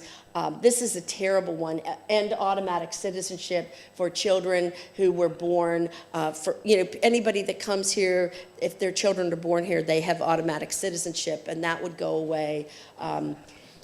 And the big one is ending the humanitarian parole for Afghans and Ukrainians. Luckily, most of the people that came from Afghanistan have already been vetted and are now, got their papers to be asylees. But the Ukrainians, it's a really, it's a bad situation if everybody has to go back. And then, there's also some rumblings that they would suspend the green card program and some other programs. So next slide. I know I've run out of time. So for us, we can't tell you how to vote, and we wouldn't dare do that. We have functioned, and we functioned under both scenarios, and we're not going away. We're going to still be here. And in some ways, depending on what happens, the refugee and immigrant community here in Atlanta is going to need us more than ever if one scenario happens. And luckily, we have the programs like our education programs, our early childhood education, our after-school programs, our civic engagement programs, our workforce development programs, social services. So much of that for us, luckily, is funded in part through public money, but most of it's now funded through private contributions. So we're lucky we'll be able to stick around. The other thing is that we're involved in a strategic plan, and we can address either way, whatever happens. So next slide. So, what you can do, obviously vote in the 2024 election. We're doing a lot of voter registration activities now that are what Sarah's doing at the citizenship ceremonies, but probably starting in probably mid-June or July, we're going to ramp up what we call our voter education and get out the vote efforts. That won't just be spreading the word to immigrant and refugee communities, but real community-based efforts to educate people on, the elections. So we would love for anybody from CBH to get involved in that. And then, there's this. When we originally talked, we were going to hope that you were going to do some stuff on the state level. Well, the Congress finished last night, but there's a whole bunch of federal advocacy that's going to happen, especially to spread the word in advance of the election. And we send out alerts. I'll get them to Kim. Kim will get them to all of you, and hopefully people can just follow and write your congressman or your senator. Luckily for us, we're one of the few places that has federal congress people in our county and our state that are behind this. But, as much as we can do to spread the word. I think that's it. Let me see. Is there one more slide? Questions. Well, can we wait and Yeah, take questions? at the ONAG. At the end, we'll have tables back there. Yeah. And we can address Yeah, so I have... questions, or we'll talk more about the program. Yeah, I have a real detailed fact sheet on the refugee program. I have all kinds of information on other ways you can volunteer. Actually, one of the other ones that we didn't talk about is we have so many people right now, especially the Ukrainians, who are filing for asylum and permanent residency and lots of programs in our immigration department. And we need people like 3 and 4 days of the week who can help translate and help people fill out forms. And we're just right up the street. So, yeah. Well, And thanks. on the back of the prayer, thanks to Kim for the information for Kara in the office, making it look beautiful. If you I don't want to chase you away, Nancy, but at the at the ONAG, people can talk to you about the different opportunities that are here. Thank you so much. Yasher koach, we say, may your strength be uplifted to keep doing this work. Those two scenarios pretty stark, very clear. But in the meantime, regardless of what happens electorally, there's so many ways that we can get involved. So we'll keep talking about that, and thank you for the blessing of who you are and what you do. We're going to continue with a prayer for healing. And we're going to invite Rebecca, I'm sorry, you're here already. We're going to invite Bill and Sarah back up. Do we want to ask for names now? Yeah. Or Sure. yeah. We'll just do the chant, so you can ask them. In the middle. Okay, you got it. Can join me. Ana elna rafana la. Ana elna. Ana elna. Ana elna rafana la. Oh, ana elna. Ana elna. Ana elna rafana la. Scott Epstein, Ali Sharman, Terry Egdahl, Richard Adler, Roseanne Glick, Martin Glickstein, Patty Johnston, Victoria Isbister, John Isbister, Carl Pruitt, Bowen Harbuck, Anna Levy-Sprick, Jenny Michelson, Ruth Canfer, Nell Meyer, Dory Perling, Nancy Roseblum, Renee Franco, Shelley Kotliar, Shalom Yisrael Ben Elkafega, Shmuel Ben Leah. Any other names we want to add?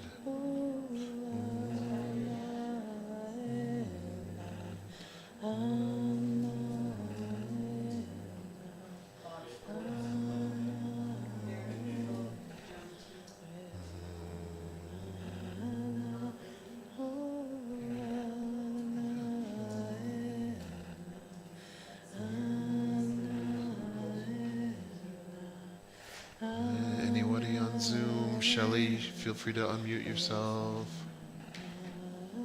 May the cup.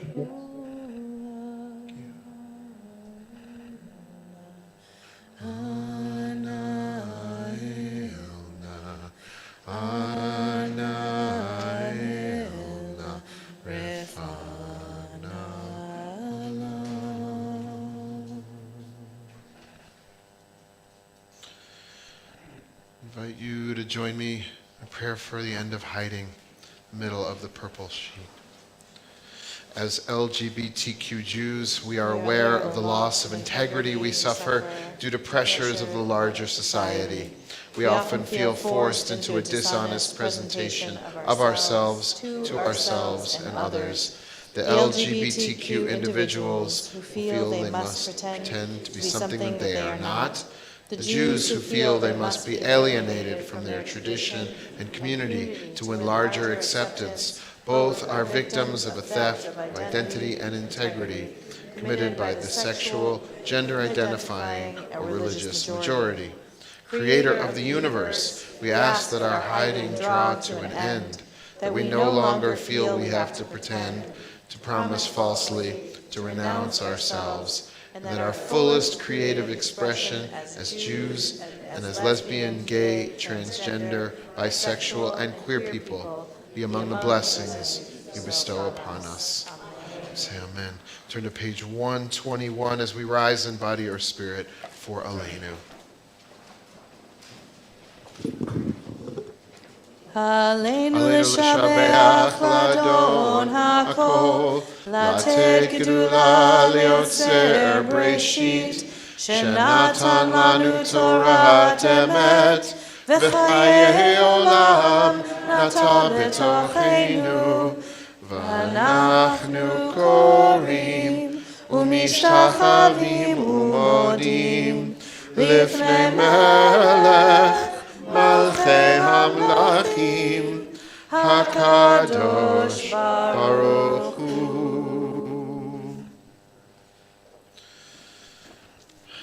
When senseless hatred reigns on earth and people hide their faces from one another, then heaven is forced to hide its face. But when love comes to rule the earth and people reveal their faces to one another, then the splendor of God will finally be revealed. Kakatuv b'Toratecha, page 125. Adonai yimloch le'olam va'ed, v'ne'emar, v'haya Adonai, le'melech al kol haaretz, v'yom ha'u, yiyeh Adonai echad.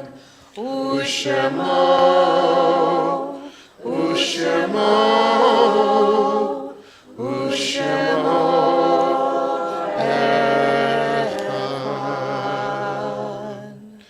May be seated. Preparation for Kaddish Yatom and Mourner's Kaddish. I'll just read some selections from this because obviously time is short, but we do pray for the children of Gaza. Holy Blessed One, who is the creator of all children, hear our prayer. Turn your face to these, the children of Gaza, that they may know your blessing, your shelter, your light and warmth. Allah, whose name we call Elohim, who gives life, send these children your angels. We call to you, God, whose name is peace. Bless these children, keep them from harm. Turn your face toward them, show them as if for the first time light and kindness and overwhelming graciousness. Look up at them, Holy Blessed One. Let them see your face, and as if for the first time, grant them peace. We say amen. In a moment, we will rise for Kaddish Yatom, the Mourner's Kaddish. Want to remember, as we talk about folks who are newcomers to this country, those who were killed on the Francis Scott Key Bridge in Baltimore were all, as far as I know, immigrant workers who were doing the work very often that keeps this economy, this country, the life flow of this nation going, and we remember them.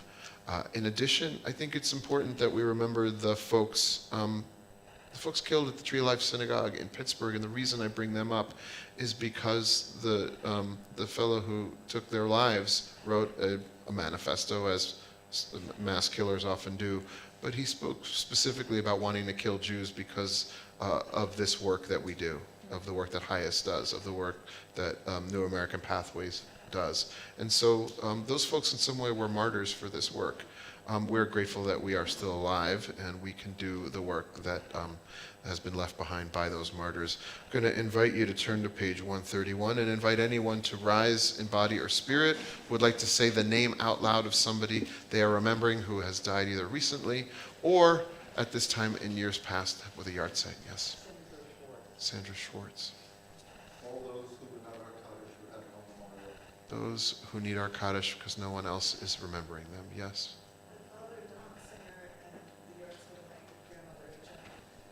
Don Singer, your father, and Joe Alfany. I am saying Kaddish for my dad, Jay Rothbaum. When we get to the... Oh, I'm sorry, Shelley. Please forgive me.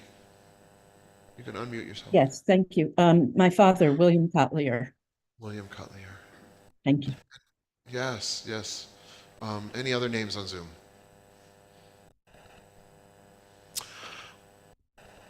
Thank you for that reminder, Rebecca. When we get to the fourth line in the Hebrew on page 130 where it says congregation and the transliteration, we rise to support those who are standing among us as well as those who die every day from war, from hate, from hunger, from neglect, from improper health care, from abuse, and those amongst the Jewish people who are killed, who have been killed throughout the generations. Al Kadush Hashem, for the sanctification of God's name. Kaddish Yatom Mourners Kaddish 131. I'm sorry, my father, Irving Gross, also. I'm sorry, Robert, say again? My father, Irving Gross, died in March of 64. Thank you for making sure we say his name, Robert. Kaddish 130, 131. Yitgadal v'yitkadash shemei rabbah v'almad divrach hirutei v'amlich malchutei v'chayechon uvyomechon uv'chayei dechol beit Yisrael ba'gala uvizman kari v'yimru amen. Yehei shmei rabbah mevarach le'olam u'almei amaya yitbarach v'yishtabach yitpa'ar yitramam v'yitnaseh Viet Hadar, Viet Alev, Viet Halal, Shemei de Kudisha, Richu, Le'ela min kol birchata v'shirata, tushbachata v'nechamata, damiran be'alma, v'imru amen. Yehi shlama rabba min shemaya, v'chayim aleinu v'al kol Yisrael, v'imru amen.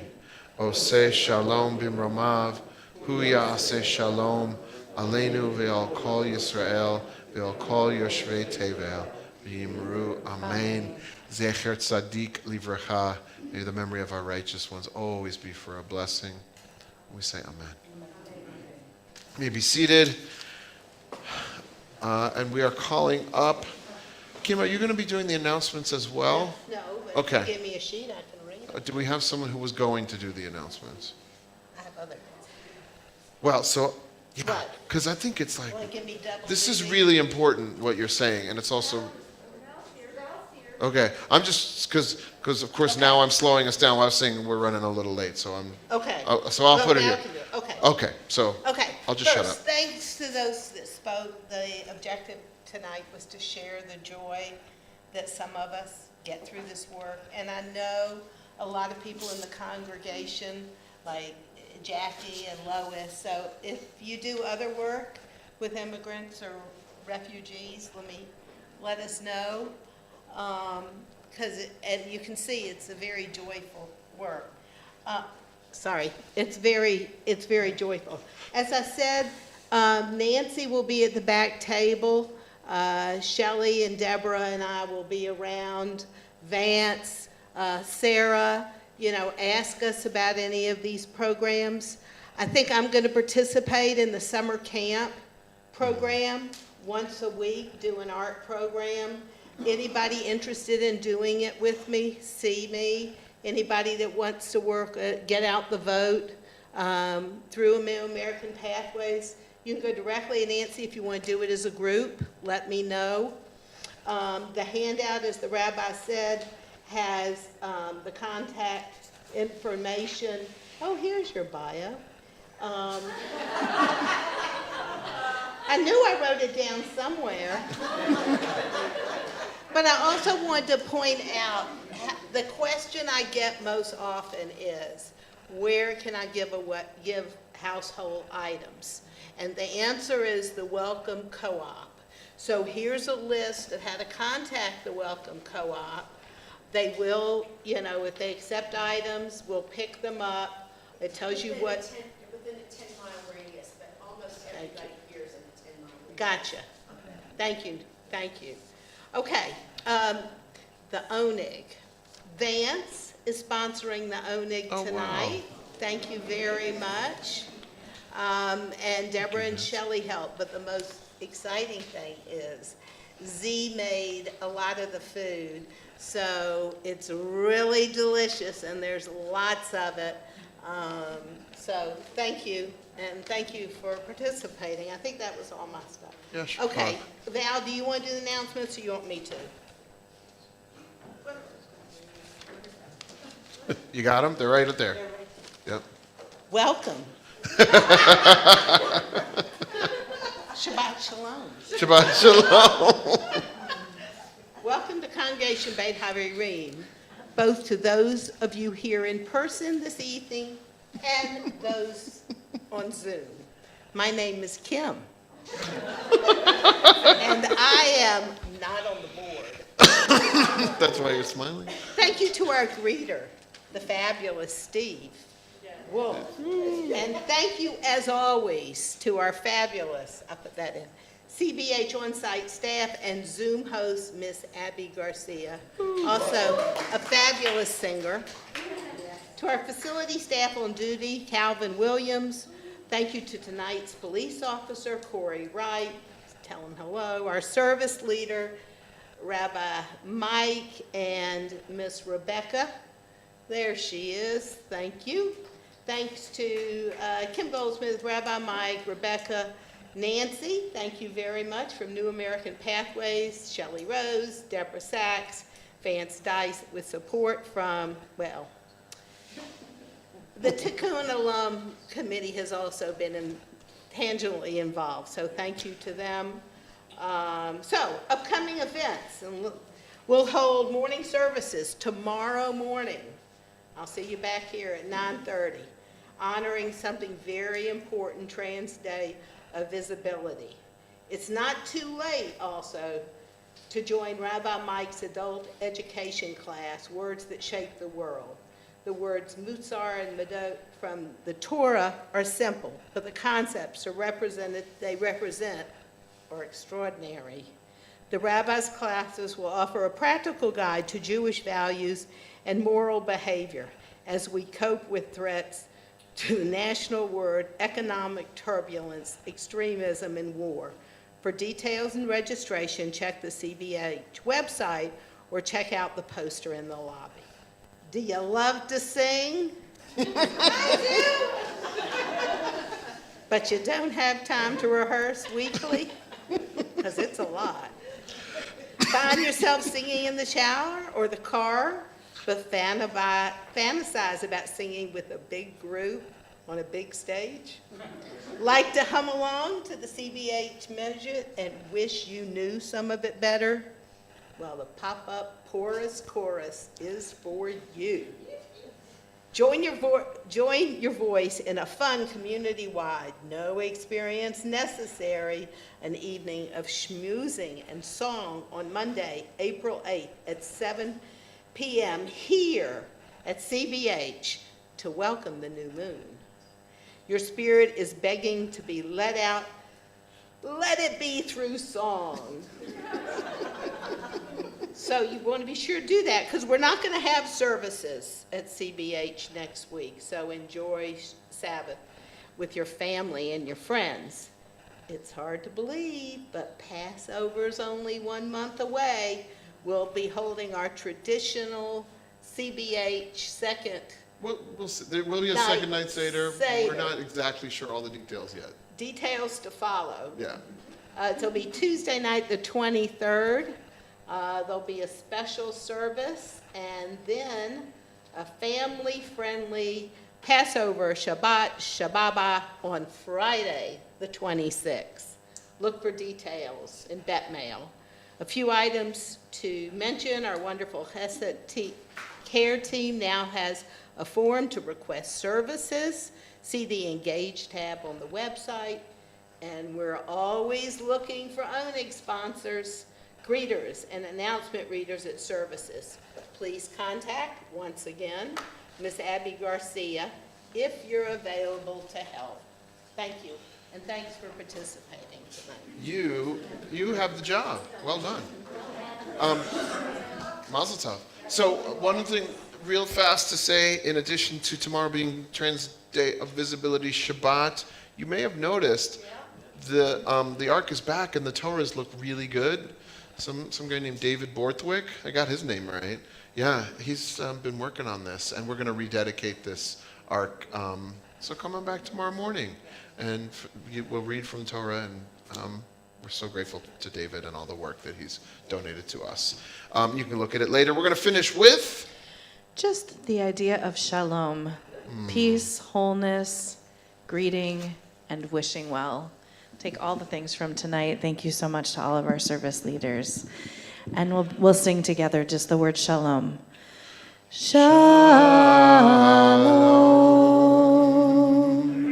Shalom. Shalom. Shalom.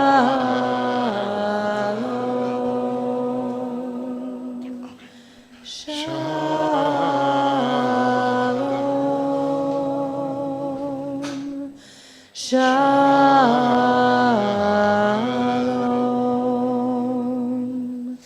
Shalom.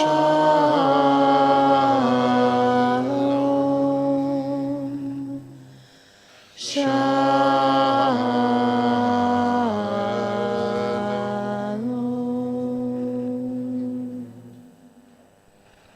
And we'll, I think Gabby's coming in with our... There was like a tease there. There was a tease. There was grape juice and then there wasn't. While we're waiting for it, I do want to just give a little appreciation for Bill Witherspoon and for Carrie Hausman and for Sarah Zaslaw and Henry Farber, who were part of our service leadership. And to say that if you are interested and looking to be part of service leadership, please talk to me.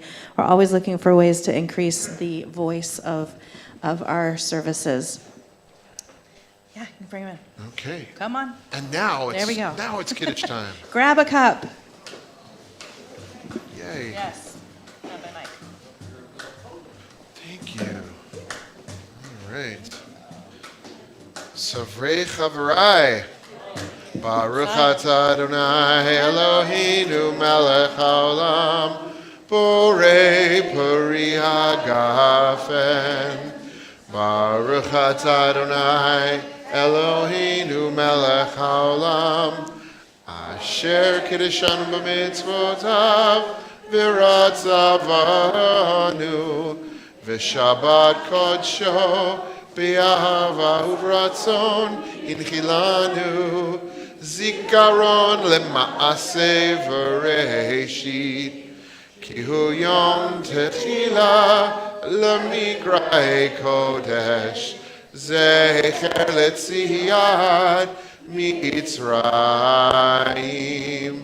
ki eleinu karata ve'otanu kidashta lavodatecha ve'shabbat kodshecha be'ahava uvratzon hinchaltanu Baruch atah Adonai mekadesh hashabbat.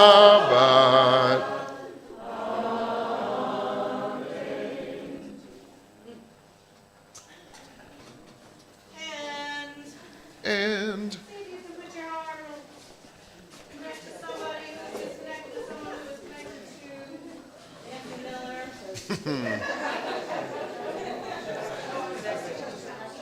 big chain of blessing all the way to the back of the room to Michelle.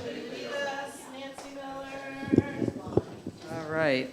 Hamotzi lechem min haaretz. We give thanks to God for bread. Our voices rise in song together as our joyful prayer is said.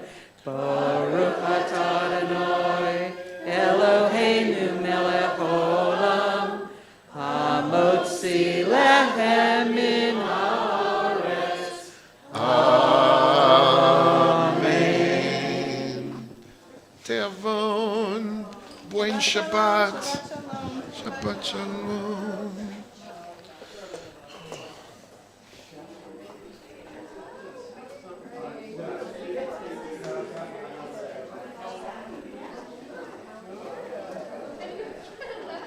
Nobody called you?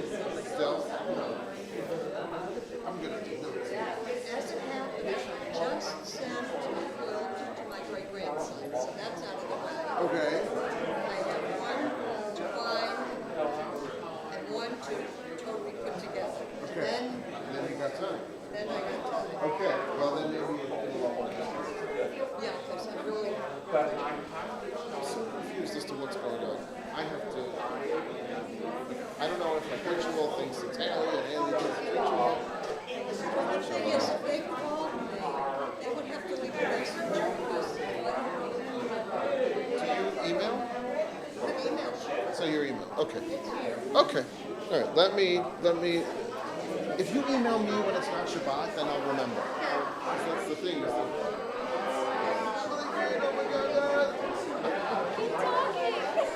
that, you're squeezing all that. How are you feeling?